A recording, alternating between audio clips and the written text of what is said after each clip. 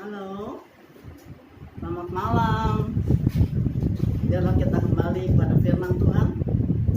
Sore hari ini, malam hari ini kita lihat bahwa ada orang bertanya, Bu, kalau kita hidup tanpa Tuhan, bagaimana katanya? Ya nothing lah. Nggak ada artinya apa-apa, kita hidup, tapi tidak hidup seperti rencana Tuhan. Di luar rencana Tuhan. Hidup, tapi nggak hidup. Tidak ada sukacita, tidak ada damai sejahtera, ya. Dan tidak ada pegangan hidup di sana, tidak ada kompas kehidupan. Kita mau lihat Roma 1 ayat 16. Sebab aku mempunyai keyakinan yang kokoh. Bayangin, Rasul Paulus bukan saya yakin aja begitu, bukan. Tapi keyakinan yang kokoh. Kokoh tuh kuat, ya. Dari besi beton misalnya. Pagar kalau cuma di bata aja itu nggak kokoh, kuat sih kuat, ya. Satu waktu perlu kekuatan yang kokoh. Tak ada besi betonnya, tidak goyang. Kita juga seperti itu, mempunyai keyakinan yang kokoh dalam Injil, bukan dalam kekuatan yang lain loh, bukan kekuatan mantra, bukan, dalam Injil. Injil itu isinya firman Tuhan. Karena Injil kekuatan Allah. Ini kata firman Tuhan, ada tertulis loh kasih. Injil itu kekuatan Allah. Jadi kalau kita mau hidup tanpa Tuhan, ya boleh cobalah yang tanya ya. Nggak bisa. Harus dengan firman Tuhan, dengan kuasa Tuhan. Injil adalah kekuatan Allah. Tinggal hidup itu pilihan. Mau kekuatan Allah, kekuatan manusia yang panjang sarjananya, atau kekuatan orang pintar. Tergantung, terima kasih ya.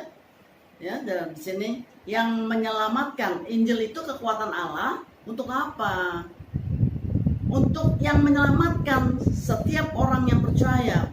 Pertama-tama orang Yahudi, tapi juga orang Yunani. Dan 17, ayat 17.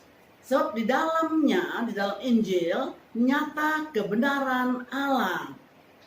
Di dalam Injil itu nyata kebenaran Allah. Semua orang bisa bilang benar. Semua orang bilang saya benar. Saya yang benar. Bisa saja semua orang bilang benar. Tapi di sini dikatakan dalam firman Tuhan, sebab di dalam Injil itu nyata kebenaran Allah. Yang B-nya, orang benar akan hidup oleh iman. Bukan karena pikirannya, bukan karena kepintarannya, bukan karena pengalamannya, bukan kata orang, bukan kata asistennya, bukan karena sekretarisnya, bukan. Bukan. Ya.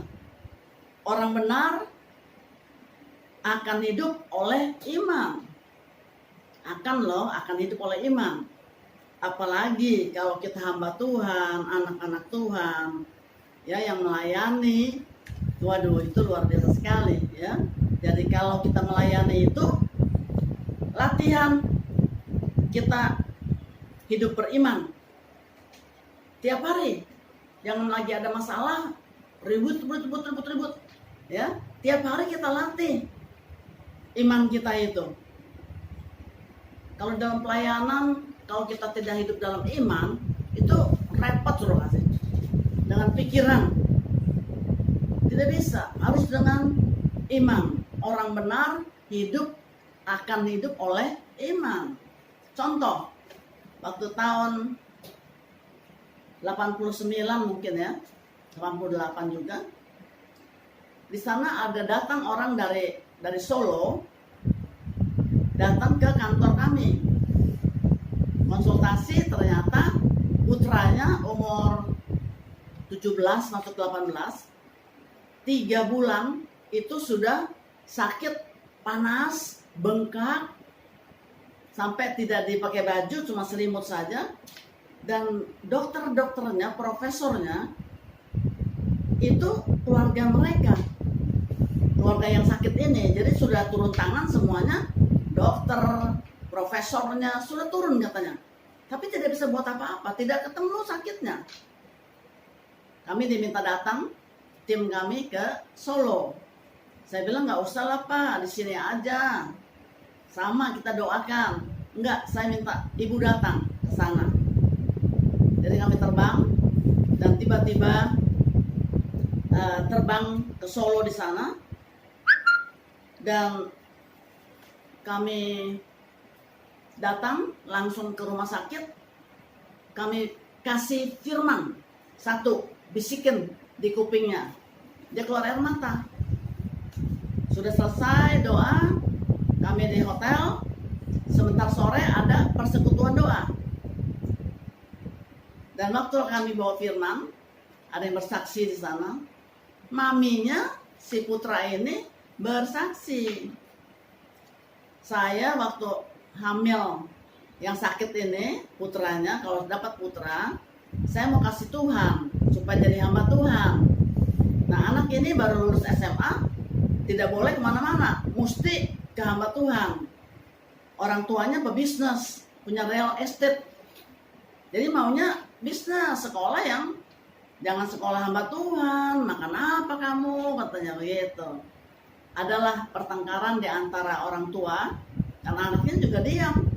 Tiba-tiba saja sakit, dan waktu sakit ibunya itu bersaksi, saya sudah serahkan. Nah, bagaimana Bapak tahu? Enggak, suaminya enggak tahu. Jadi si istri itu cuma berdoa sama Tuhan saja. Kalau putra dia minta kasih menjadi hamba Tuhan.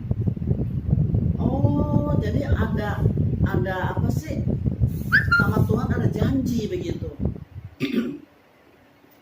Dan akhirnya selesai, punya usut. Ternyata papi dan maminya ini tidak bicara sudah, karena pertengkaran anaknya harus menjadi bisnis, urusan bisnis kuliahnya, maminya mau jadi hamba Tuhan. Di sanalah pelayanan itu perlu kekuatan Allah. Bagaimana? Di Injil itu ada Matius, Markus, Lukas, Yohanes. Dibaca nggak? Dilakonin nggak? Dilakukan nggak? Kalau baca saja bisa, seperti baca Femina, seperti baca koran. Dilakukan tidak? Itu penting sekali. Apalagi kalau lagi pelayanan, itu butuh sekali kekuatan Allah.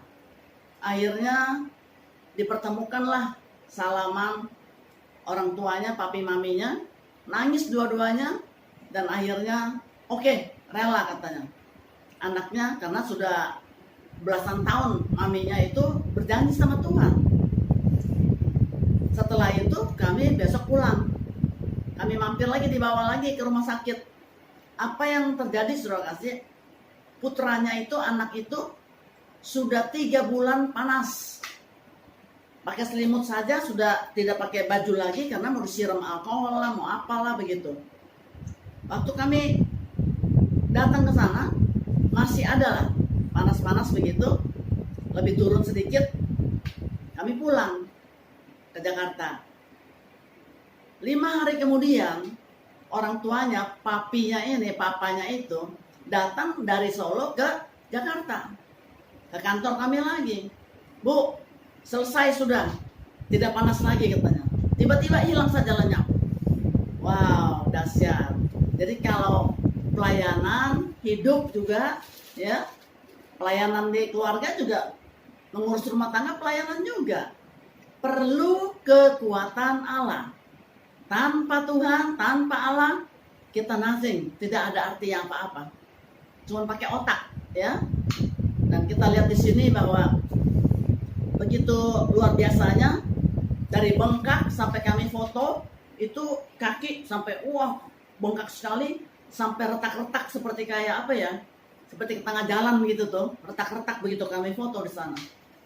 5 hari kemudian selesai sudah, orang tuanya datang ke Jakarta kembali. Kita lihat bagaimana Injil itu kekuatan Allah. Bukan orang pelayanan saja, kita semuanya. Rumah tangga kita, bisnis kita, usaha kita, merawat anak, membesarkan anak, hubungan sosial dengan orang tua, dengan mertua, dengan adik ipar, dengan tetangga, semua diperlukan. Kekuatan Allah itu ada di dalamnya, adalah hikmatnya juga, kuasanya juga, semuanya komplit di sana.